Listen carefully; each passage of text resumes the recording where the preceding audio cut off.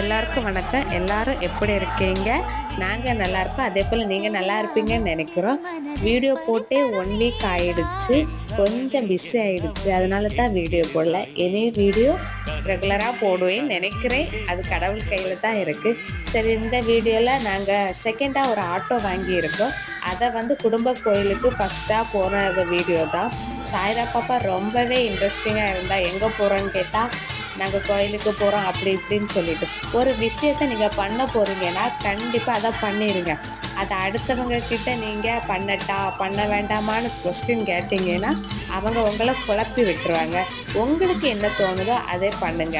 நாங்க ஆட்டோவ எடுத்துட்டு நேரா கோவிலுக்கு போய், அங்க நாங்களே கற்பூரம் காமிச்சு, ஆரெல்லாம் போட்டு சூப்பரா வீட்டுக்கு கூட்டிட்டு வந்துட்டோம்.